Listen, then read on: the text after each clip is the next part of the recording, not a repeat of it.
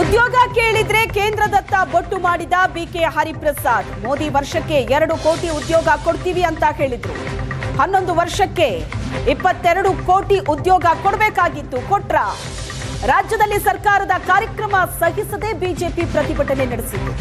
ಧಾರವಾಡದ ಜೋಶಿ ಅವರು ಜ್ಯೋತಿಷ್ಯರೋ ಏನೋ ಗೊತ್ತಿಲ್ಲ, ವಿಶ್ವ ಗುರುಗೆ ಹೇಳಿ 22 ಕೋಟಿ ಉದ್ಯೋಗ ಕೊಡಿಸ್ಲಿ ಅಂತ ಹರಿಪ್ರಸಾದ್ ಕೌಂಟರ್ ಕೊಟ್ಟಿದ್ದಾರೆ.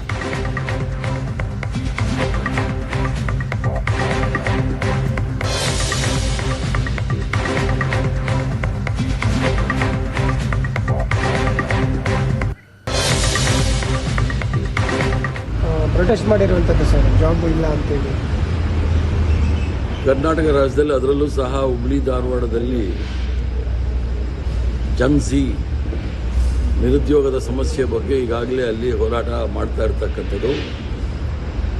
ಭಾರತೀಯ ಜನತಾ ಪಾರ್ಟಿಯ ಕೆಲವು ನಾಯಕರು ಕರ್ನಾಟಕ ರಾಜ್ಯದಲ್ಲಿ ನಿರುದ್ಯೋಗದ ಸಮಸ್ಯೆ ತಾಂಡವಾಡ್ತಾ ಇದೆ ಅಂತ ಹೇಳಿ ಭಾಳ ಜೋರಾಗಿ ಹೇಳಿಕೆಗಳು ಕೊಡುವಾಗ ಹಾಸ್ಯಾಸ್ಪದ ಅಂತ ನನಗೆ ಕಾಣ್ತಾ ಇದೆ. ಮೊದಲನೇದಾಗಿ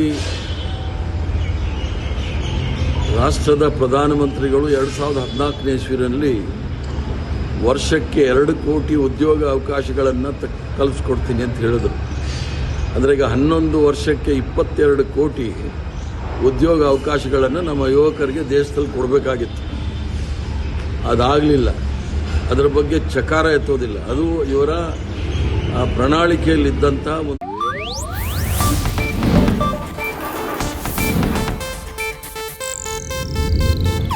ಇದು ಏಷ್ಯಾನೆಟ್ ನ್ಯೂಸ್ ನೆಟ್ವರ್ಕ್ ಪ್ರಸ್ತುತಿ.